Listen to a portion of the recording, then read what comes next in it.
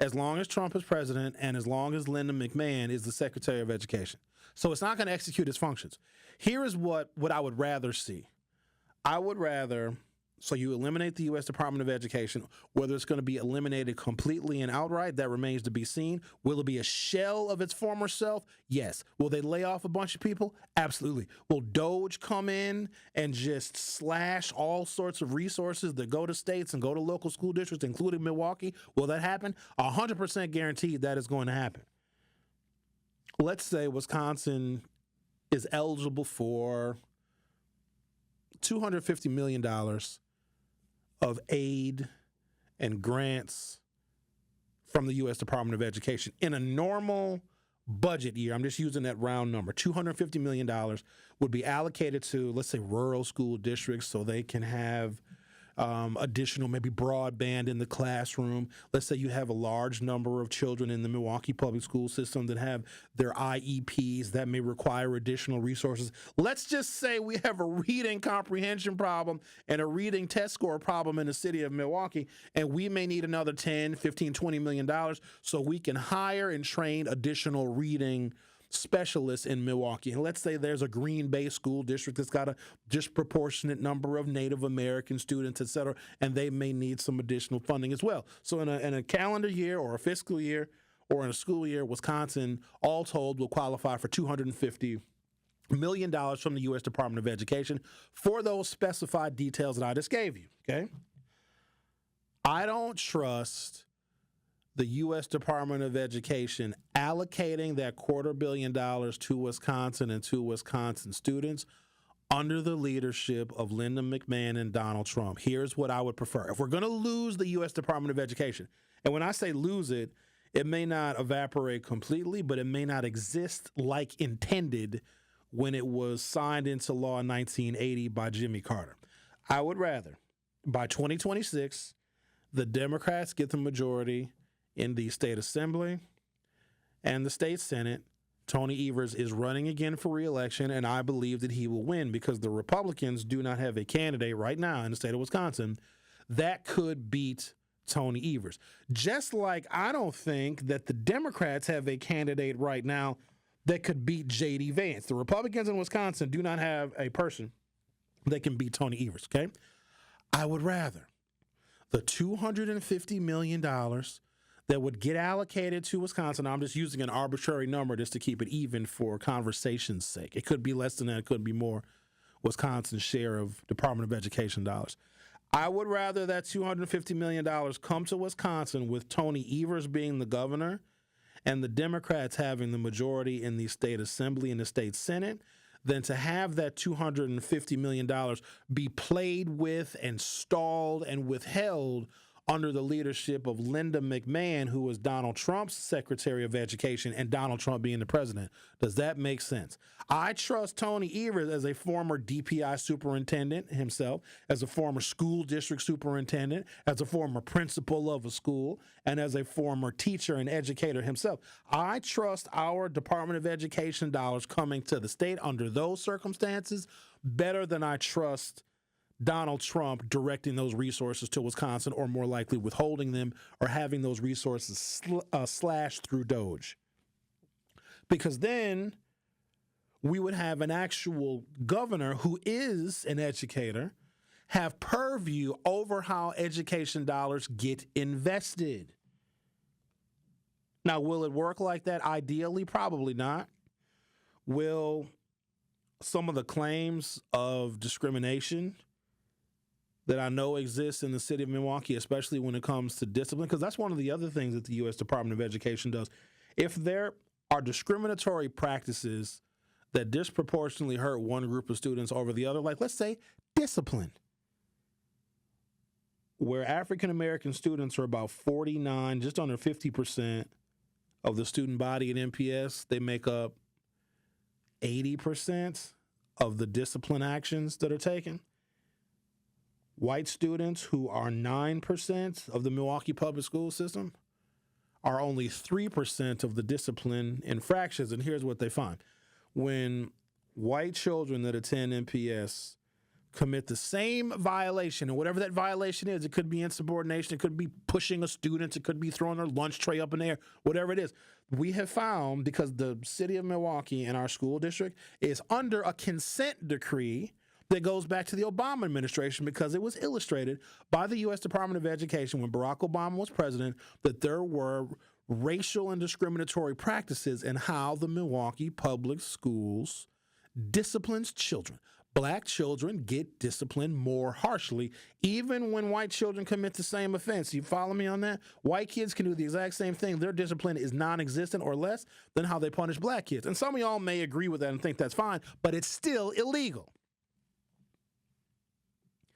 The consent decree required MPS to change its ways and to monitor and keep close track on these discriminatory practices in order to remedy them. That is a function of the U.S. Department of Education, to analyze discriminatory practices that hurt students and to require those students to remedy them. And in some cases, they might need to get additional staff, or they might need to get school guidance counselors that are much more experienced in dealing with black children, because we know that there's some cultural differences that can prevent white teachers and staff and administrators from really understanding black and brown children. Because if you don't live in our neighborhoods, and if you didn't grow up with those children and with their parents and know what our culture is like, some things that black children may do may seem violent, may seem worthy of discipline. Sometimes black children just express themselves differently. But if you get these well-meaning white teachers from the suburbs, I know y'all always get mad when I talk about them, or white teachers get mad when I talk about them. But Sherwin, we're coming into your disgusting, garbage-filled city to help your kids. That's literally what they say to me. Why are you always coming down on white teachers? We're here to help you blacks. Like, the racism, it just bubbles up. They can't even keep it down. It's so crazy. Whenever I try to hold them responsible and accountable for their overt and unnecessary and heavy-handed discipline practices, then they get mad at me for calling them out. It's the wildest thing ever, ain't it? So there's a consent decree that was issued by the U.S. Department of Education. So if the U.S. Department of Education goes away and the money and the oversight that they provide Wisconsin also goes away, then I would rather it be in the hands of us here in the state of Wisconsin under Democratic majorities in the state Senate and the state Assembly. But that's possible, okay? So we have to prepare for Donald Trump to sign this executive order, and I haven't checked any of my news sources. He could have signed the executive order already, getting rid of the Department of Education. But if he does that and he starts to unravel that department, we then have to put together our strategy for how we're going to make sure that the Democrats get in the majority in the Wisconsin State Senate and the Wisconsin State Assembly. It is more important now than ever to give the Democrats control in the state of Wisconsin, because the Republican legislature is going to take an awful lot of direction and guidance from Trump. Another thing I'm concerned about is that Donald Trump and Republicans in Washington, D.C. may see DOGE as so successful. How they're going to see it as successful, I've got no idea, but they might. And they may give the state of Wisconsin, I don't know how many tens of millions of dollars, so that we can have our own DOGE in Wisconsin. That idea has been floated. And there's some Republican governors that have signaled, hey, we want our own Elon Musk, too, to come into our states and completely overhaul and slash government spending in our specific states. That would be a nightmare.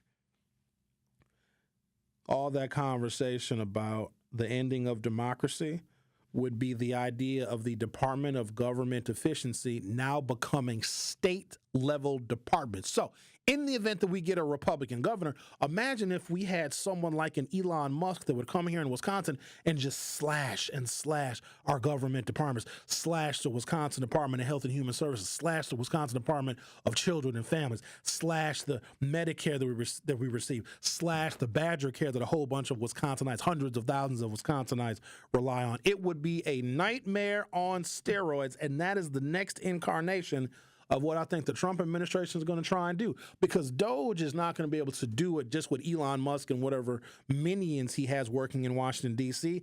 They're going to need help from the states. And if they promise to give Wisconsin, oh, hey, Wisconsin, we'll give you $95, $100, $115, $125 million for you to implement your own DOGE, then a Republican governor and a Republican-controlled legislature might be likely to oblige that. My concern, and it's legitimate and it's founded, is that the candidates the Democrats are going to run may run afoul of the expectation of Democratic voters, because we always get into this thing about whether we like the candidate or not. Well, I don't like that candidate, Sherwin. I don't like them. The candidates probably don't like you either, because most of y'all are just going to complain and never vote. We're going to be fighting for our lives very soon in this country. Now, it's still early, and a lot of the cuts that Donald Trump is supporting and the things that Elon Musk is slashing, and now the courts are starting to push back on some of these things, they haven't really hit home yet. Whatever he's doing with the tariffs, he's faking with the tariffs. Some tariffs are there, some tariffs he's walking back. That stuff hasn't really hit us yet, but when it does, it is going to be a disaster unlike anything we have ever seen. And we don't know how to prepare ourselves for this kind of economic calamity that is certainly on its way. You think egg prices are expensive now? We have to figure out a way in which we can get over not quote unquote liking the Democratic candidates and voting for the Democratic Party to be our line of defense against what is potentially coming. This is going to be a calamity unlike any other. And I'm not trying to do all the fear mongering. Whenever I'm honest about things, because just the groundwork that they're laying right now, there's no way this is not a disaster. And so I used to think that the courts would be our saving grace. The Supreme Court issued a ruling within the last 24 hours saying that a lot of the firings that Donald Trump has done, he simply did not have the authority to fire some people that are in particular government offices that exist above partisanship and exist above who the president is, because there are some inner workings of our government that have to remain intact, and these government departments have got to remain fully staffed. Trump doesn't see it that way. He wants to cut spending and cut all these government employees, blah, blah, blah, blah, blah, blah. And so the courts come in and say, no, that's unconstitutional, Donald Trump. Your executive branch can't do some of these things. But here's the other thing that I found out, because I used to think, okay, as long as the courts are on the side of the people, we'll be fine. Donald Trump can say he's cutting all these things, but eventually the courts will step in and declare some of these cuts unconstitutional. And that is something that has happened in the last 24 hours, and more of that is likely going to take place because the things that Trump is doing, they're illegal. Here's the thing. The courts have no enforcement mechanism. Let's say the courts come in and say, yeah, Donald Trump, you can't upend and dismantle the U.S. Department of Education. The courts can't enforce anything. Now, the courts do have a law enforcement agency that they can use when they need to enforce really specific orders. They're called the U.S. Marshals. So if you're a fugitive from justice, the FBI can go after you, and the U.S. Marshals can also hunt fugitives from justice. I'm sure you've heard of U.S. Marshals. They are deputized federal law enforcement agencies. I think right now the U.S. Marshals are probably in over their heads trying to help Donald Trump implement his deportation orders. But the courts can dispatch the U.S. Marshals in order for the executive branch to enforce a court order. Are you following me so far? The courts can dispatch the U.S. Marshals. But do you know who the U.S. Marshals ultimately answer to? The executive branch. Trump may put together an executive order that is unconstitutional. Somebody will sue. A federal circuit court judge will say, yep, Trump, you can't do that. That's unconstitutional. You have to reverse your order. Trump will refuse. That judge will call up the U.S. Marshals. Hey, U.S. Marshals, we need these Donald Trump employees to enforce our court order. Donald Trump can then tell the U.S. Marshals, don't enforce anything, don't come anywhere near any of my executive branch employees. There is no mechanism to stop Donald Trump. He does not have to listen to the courts. He doesn't have to. So just keep that in mind. If you think that the courts can ultimately stop Donald Trump's worst impulses, they have no method of enforcement.